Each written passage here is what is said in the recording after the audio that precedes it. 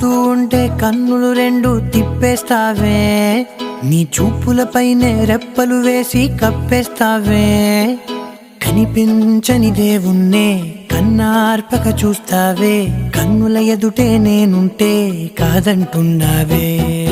చూపే బంగారం